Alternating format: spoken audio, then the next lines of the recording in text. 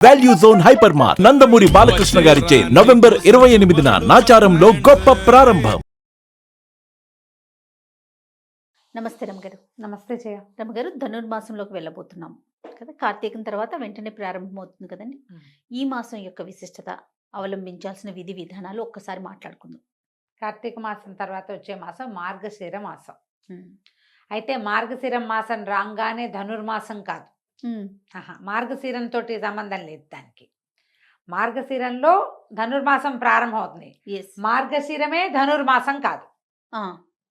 మార్గశిరంలో ధనుర్మాసం ప్రారంభం. మరి అప్పుడు మాసం అని ఎలా వచ్చింది? చెప్తాం అది చెప్పాలి. మొన్న ఎవరో కూడా అడిగారు, మామూలుగా మనకి మాసాలు ఇవన్నీ ఎలా వస్తాయి? చాంద్రమానం ప్రకారం, అంటే చంద్రుని యొక్క కదలికలతోటి మనం హళలు పెరుగుడు తగ్గుడుతోటి తిథులతోటి తయారవుతుంది కదా. అవును. ఇప్పుడు మనకి పాడ్యమితోటి నెల మొదలవుతుంది. అమావాస్య వెళ్ళగానే స్టార్ట్. పౌర్ణమి దాకా 15 రోజులు, పౌర్ణమి నుంచి మళ్ళీ 15 రోజులు అమావాస్య. అమావాస్య వెళ్ళంగానే మళ్ళీ నెల పొడుపు తప్పకుండా చంద్రుడు. అమావాస్య వెళ్ళంగానే చంద్రుడు అమావాస్య నాడు ఏమీ కనపడ్డు. మా పాడ్యం నాడు ఏదో ఎటాగో ఉంటాడు. తర్వాత స్లోగా కనపడడం మొదలు పెడతాడు. చంద్రుడి నడకతోటే మన మాసాలన్నీ తయారవుతాయి. ఆలోచించండి, అంతే కదా. అవును. అయితే ఇప్పుడు ఇందులో మళ్ళీ మనకి సంక్రమణం అనేది ఒక ప్రత్యేకమైన పాయింట్ ఉంది. ఈ సంక్రమణం మనకు ఎప్పుడు రెగ్యులర్గా మాట్లాడుకుంటాం మనం. మకర సంక్రమణం. ఈ సంక్రాంతులు, మకర సంక్రమణం ఒకటే కాదు, ప్రతి నెల సంక్రాంతులు జరుగుతాయి. సూర్యుడు రాసులు మారతాడు, చంద్రుడు మారేవి తిథులు కదా. సూర్యుడు ఒక్కొక్క నెల రోజులు ఒక్కొక్క రాశిలో ఉంటాడు. 12 రాశుల్లోకి మారతాడు సూర్యుడు. ఈ మన కార్తీకం ప్రారంభంలో తులా సంక్రమణం, వృశ్చిక సంక్రమణం జరుగుతాయి. ఇదేంటంటే సంక్రమణాల్లో కూడా మనకి పెద్దవాళ్ళకి తర్పణాలు పిలిచే వాళ్ళు సంక్రమణ కాలంలో కూడా తప్పకుండా చేయాలి. సంక్రమణ అన్నప్పుడు కూడా ఉపవాసం ఉండాలి. మనం క్యాలెండర్ ఫాలో అవ్వడాలి, పంచాంగం ఫాలో అవ్వడాలి మానేసింది ప్రజంతా. అవునండి. ప్రత్యేకంగా కొన్ని మనమే టీవీలలో మనలాంటి వాళ్ళు యూట్యూబుల్లో పడి ఏవో చెప్తే కొన్నిటిని పట్టుకుని అవే పిచ్చి కింద అయిపోతుంది తప్పిస్తే అసలు ముఖ్యమైన వ్యవహారాన్ని మనం చూడటల్లా. సూర్యుడు సంక్రమణం చెందినప్పుడు సంక్రమణపు రోజు మనకి క్యాలెండర్లో కనపడుతుంది క్లియర్గా, ఫలానా రోజు సంక్రమణము అని.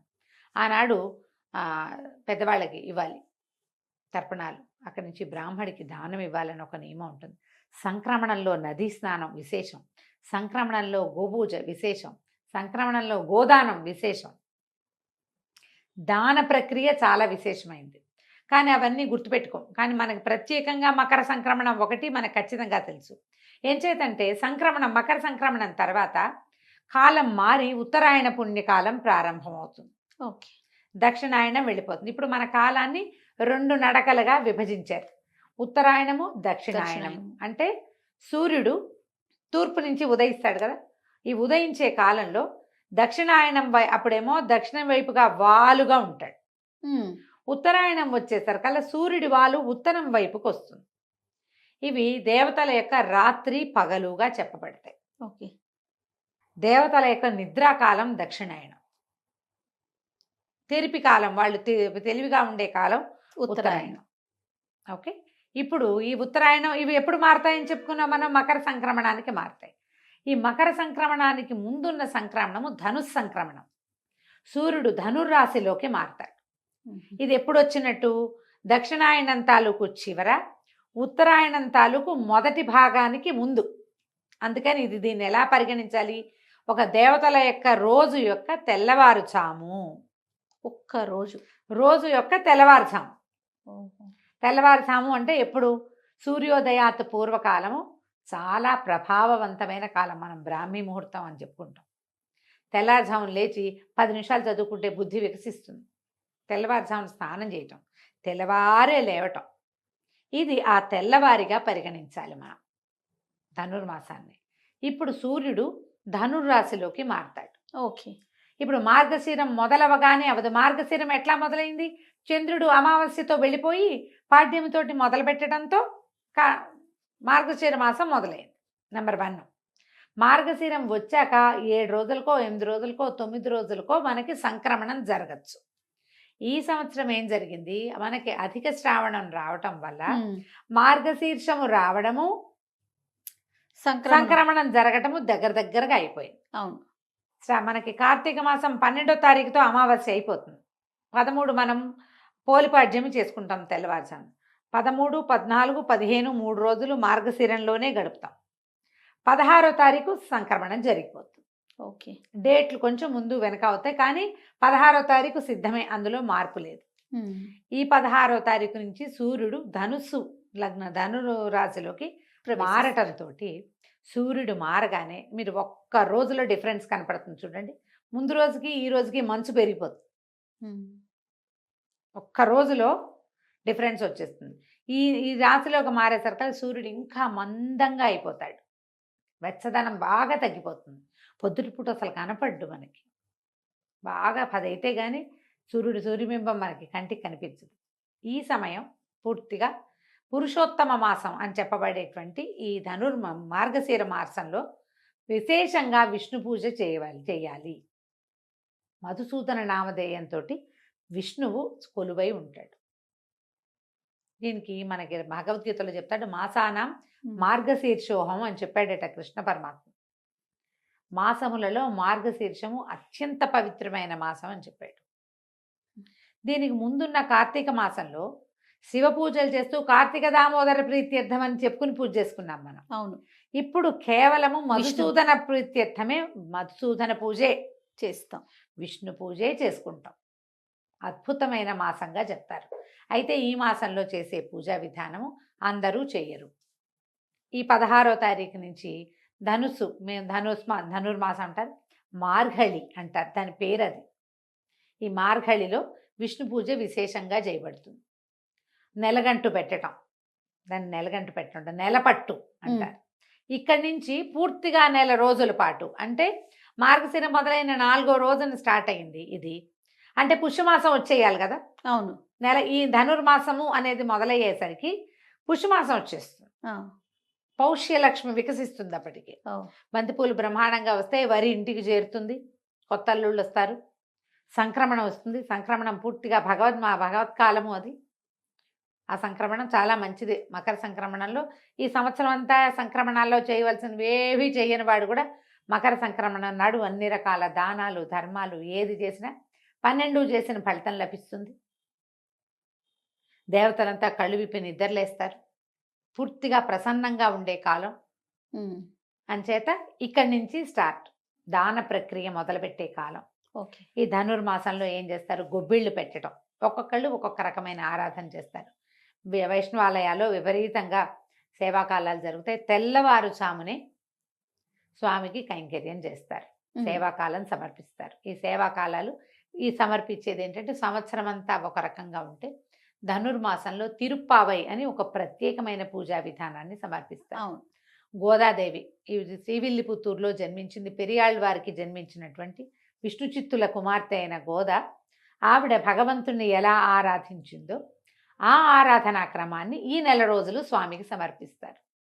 ప్రతి చోట శ్రీరంగనాథుడు విశేషంగా సేవించబడతాడు. వెంకటేశ్వర స్వామి దేవాలయంలో కూడా తిరుప్పావయ్యే చేస్తారు. ఈవెన్ తిరుమలలో కూడా ఈ నెల రోజుల పాటు స్వామివారికి సుప్రభాతం బదులు తిరుప్పావై వినిపిస్తారు విశేషంగా. ఈ నెల అంతా కూడా అన్ని విష్ణువాలయాల్లోనూ విశేషమైన సేవలు కైంకర్యాలు జరపబడతాయి. ఇవిడ ఈ నెల రోజుల పాటు 30 పాసురాలు చదివిందట. పాసురం అంటే ఒక ప్రత్యేకమైన పాట. ఇది ద్రవిడ భాషలో ఉంది. తిరుప్పావై అంటే మంగళకరమైన మేల్కొల్పు. ఆవిడ ఏం చేసిందంటే తన చెలికత్తెల్ని అందరినీ పిలిచి, విష్ణువు సుప్రసన్నుడుగా ఉంటాడు. ఇప్పుడు ఇంతకుముందు నిద్రలేచాడు ఈయన. కార్తీక శుద్ధ ద్వాదశికి ఏకాదశి నాడు నిద్రలేచాడు కదా. నిద్రలేచి అత్యంత ప్రసన్నుడుగా ఉంటాడు. ఆయనకి అత్యంత ప్రీతి మాత్రమైన మార్గశిర మాసము, సూర్యుడు సంక్రమణం చెంది దేవతలందరూ కొలువయ్యే కాలము. వాళ్ళందరూ నిద్రలేస్తారు. తెల్లవారుజామున ప్రబోధ సమయం కదా. అవును. వాళ్ళు నిద్రలు లేచే కాలం ఇది. ఈ సమయంలో గనక మనం భగవత్ సేవం చేస్తే భగవంతుడు మనని అనుగ్రహిస్తాడని చెప్పి తన చెలికత్తెల్ని అందరినీ పిలుస్తూ కృష్ణుడి గురించిన గాథలు ఆవిడ చెప్తూ రోజుకొక పాట చొప్పున ఆమె పాడింది. ఆ పాడిన 30 పాటలని ఇప్పుడు చెప్పుకుంటాం. ఇది అందరూ చేసేది చేయగలిగేది కాదు. ఎందుకంటే ఇది తిరుప్పావై ద్రవిడ భాషలో ఉంది. మనం చేయగలిగేది ఏమిటి? వాకిళ్ళు తెల్లవారుజామునే లేవటం. ఉమ్, వాకిళ్ళల్లో శుభ్రంగా వాకిళ్ళు శుభ్రం చేసుకుని చక్కటి ముగ్గులు తీర్చుకోవటం, వాకిళ్ళల్లో గొబ్బిళ్ళు పెట్టడం. 3-4 ఏళ్ళ నాడు నేను కోయంబత్తూరు వెళ్ళాను. ప్రతి వాకిలి తెల్లవారేసరికి ముగ్గులే చేయ. అవునండి. మనుషులు తక్కువ ఉన్నారు, ముగ్గులు మాత్రం బ్రహ్మాండంగా ఉన్నాయి. తెల్లవారి 6 o'clockకి బయలుదేరితే వీధులన్నీ ముగ్గులే. 6ంటికే మంచు చలి అయినా సరే నర్సీపట్నం దగ్గర బాగా ఎక్కువ చలి ప్రదేశం ఒకటి ఉంది. ఏంటబ్బా దాని పేరు? నర్సీపట్నం దగ్గర చింతపల్లి వాటి దగ్గర హైయెస్ట్ అదే లోయెస్ట్ టెంపరేచర్ 1 వస్తుంది అక్కడ. ఆ ఊరి పేరు చటుకుని గుర్తు రావట్లేదే నాకు. చాలా ఇంట్రెస్టింగ్గా ఆ చలి ఏమిటో చూద్దామని వెళ్ళాం మేము. లంబసింగి వెళ్ళాం ఒక సంవత్సరం డిసెంబర్లో. చలి అదేమిటో చూడాలని. ఒక్కొక్కడికి ఒక్కొక్కటి ఉంటుంది కదా. ఆ లంబసింగిలో కూడా తెల్లవారు 5ంటికి ముగ్గులు. ఓ చలి చచ్చిపోతున్నాం. 1 ఉంది మేము వెళ్ళిన రోజు. 0 వస్తుంది చూద్దాం అనుకున్నాం. అంతకు ముందు రోజు వచ్చిందట, మేము వెళ్ళిన రోజు 1 ఉంది. అక్కడ కూడా ముగ్గులు ఉన్నాయి. మనం చేసే సేవ ఏంటంటే ఈ పుణ్యకాలంలో, ఈ ధనుర్మాస కాలంలో అందరూ వాకిట్లో ముగ్గేసుకుంటే విష్ణు సేవ చేసినట్టే. అది ఓకే, గొబ్బిళ్ళు పెట్టుకోవటం. గొబ్బిళ్ళు పెడతారు కదా కొన్ని ప్రాంతాల్లో. పల్లెటూళ్ళలో కుదురుతుంది, సిటీలలో కుదరదు. ఎవరికి కుదురుతుందో వాళ్ళు పెట్టండి, ముగ్గేసుకోండి. కనీసం పొద్దునే లేవాలి దానికోసం. ఖచ్చితంగా పాకెట్లో ముగ్గులు వేసుకోవటం. అది కూడా ముగ్గులు వేస్తే పీట ముగ్గులు వేస్తాం. అదే గళ్ళ ముగ్గులు, పీటల ముగ్గులు పెద్దది వేయటం, గుమ్మడి పువ్వులతో అలంకారం చేయటం, గొబ్బిళ్ళు పెట్టటము, గొబ్బి తట్టటము. ప్రత్యేకంగా గొబ్బిళ్ళు పెట్టావా చిన్నప్పుడు? పెట్టాను. ఓకే, మేము చాలా ఏళ్ళు పెట్టాం. ఓకే, చిట్టుగూడూరులో ఉన్నంత కాలం ప్రతి సంవత్సరం పెట్టేవాళ్ళం గొబ్బిళ్ళు. మాకు మంచి గొబ్బిళ్ళు సరదా. మా గొడ్లు బాగా ఉన్నాయి, ఆవులు బ్రహ్మాండమైన ఆవులు ఉన్నాయి. సో మంచి అవకాశం లభించేది. తర్వాత కూడా ఇప్పటికి కూడా మా వాళ్ళు పెడతారు. అయితే ఈ గొబ్బిళ్ళు పెట్టుకోవటం, తర్వాత దేవాలయ దర్శనము మంచిది. ఇందులో ఈ 30 రోజుల ధనుర్మాసంలో 10 రోజులైనా ఈ సేవాకాలాన్ని చూడడం, 8 రోజులైనా, 6 రోజులైనా, 2 రోజులైనా, కనీసం 1 రోజైనా విష్ణువాలయ దర్శనం మంచిది. ఓకే, ఎలా అవకాశం ఉంటే అట్లా. ఇప్పుడు తిరుపావై చెప్పడం, నాకైతే తిరుపావై రాదు. ప్రతి సంవత్సరం నేను అడుగుతూ ఉంటాను, మీరు ఇదే చెప్తున్నారు. నేను నేర్చుకోలేదు. ఈ సంవత్సరం నేర్చుకుందామని ట్రై చేశాను జయ. నిజంగా సుమన్ టీవీ కోసమే. అవకాశం లభించల. అదే కొద్దిగా శ్రద్ధారాహిత్యం కూడా. ఎండాకాలం అవకాశం లభించినప్పుడు శ్రద్ధ లేదు. శ్రావణ మాసం వచ్చేసరికి అవకాశం తప్పిపోయింది. ఎవరి దగ్గరైనా కుదురుగా నేర్చుకుని వచ్చే సంవత్సరం ఏమైనా చెప్పగలనేమో ట్రై చేస్తా. ఓకే, సరే, అవకాశం ఉన్నవాళ్ళు మీకు రాకపోతే అది చదవాల్సిందేనని పెట్టుకోవద్దమ్మా.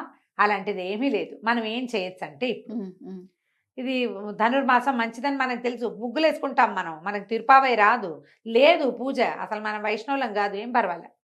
కానీ విష్ణువే జగన్నియామకుడు, ఈ ప్రపంచాన్ని నడిపించేవాడు ఆయనే. ఆ కాలమే చేయక్కర్లా, ఏదో ఒక చేతకొచ్చిన సేవాకాలం చేసుకోవచ్చు మనం. ప్రతిరోజు కృష్ణగాథలు వినొచ్చు, చదవచ్చు. విష్ణు సంబంధమైనది ఏ స్తోత్రమైనా చదువుకోవచ్చు. కృష్ణాష్టకం చదవచ్చు, అచ్యుతాష్టకం, నారాయణాష్టకం, గోవిందాష్టకం, మధురాష్టకం, జగన్నాథాష్టకం, ఏదైనా చదువుకోండి. విష్ణు సహస్రనామం చదవండి, అన్నిటికంటే అద్భుతమైంది. చిన్నదో పెద్దదో, కృష్ణాష్టకం మరీ బుజ్జిది, అన్నిటికంటే చిన్నది. నాకు మీతో విష్ణు సహస్రనామాలు చెప్పించాలని ఎప్పటి నుంచి అడుగుతున్నాను రమ్మగారు. తిరుప్పావై తప్పించేసుకున్నారు. సరే, ఓకే, అది ద్రవిడ భాషలో ఉంటుంది, నిజంగానే కష్టసాధ్యం. కానీ విష్ణు సహస్రనామాలైనా పెట్టుకుందాం రమ్మగారు. ఒక 2 లైన్లు, లేకపోతే 4 పెట్టుకొని దాని అర్థం చూద్దాంలే జయ, చెప్తా. భగవంతుడు దానికే అవకాశం ఎప్పుడో ఇస్తాడంటారా? ఏమో చూద్దాం. ఇన్నిటికి ఇచ్చాడు, దానికి ఇస్తాడేమో. మీ అవకాశాలను బట్టి ఎక్కడ మన దగ్గర వేణుగోపాల స్వామి గుడి, రామాలయము, తర్వాత వెంకటేశ్వర స్వామి గుడి, నరసింహస్వామి గుడి, ఏ దేవాలయానికి వెళ్ళినా సేవాకాలం జరుగుతుంది. తప్పకుండా స్వామిని దర్శించండి, ఆండాళ్ళని దర్శించండి. ఆమె మానవ స్వరూపంలో జన్మించింది. భగవంతుణ్ణి చేరటానికి ఎలాంటి ప్రీతిపాత్రమైన పని చేసినా భగవంతుడికి ప్రీతి దేనికి చెందుతాడు? శ్రద్ధాభక్తి ఉంటే చాలని చెప్పింది. అవి 2 ఉంటే చాలని ప్రపంచానికి చాటి చెప్పిన తల్లి. ఈ 30 రోజులు ఆమెను పూజిస్తారు ప్రత్యేకంగా. ఆమెను చూసి ఒకసారి దండం పెట్టుకుని ఒకసారి దేవాలయ దర్శనం చేసుకున్నా కూడా చాలా మంచిది. మీ అవకాశాలను బట్టి చేయండి. ధనుస్సు వెళ్ళగానే చివరికి ఏం చేస్తారు, చివరి రోజులో గోదా కళ్యాణం, గోదా రంగనాథ స్వామి కళ్యాణం చేస్తారు. కళ్యాణం చేస్తారు. అవకాశం ఉంటే ఏదైనా రంగనాథ స్వామి దేవాలయమో క్షేత్రానికి వెళ్ళటమో ప్రయత్నం చేసి చూడండి, మీ కుదిరికను బట్టి. తప్పకుండా. మీ అవకాశాన్ని బట్టి చేయొచ్చు. ఇది ధనుర్మాస విశేషం. సంతోషం రమగారు. నమస్తే. నమస్తే జయ.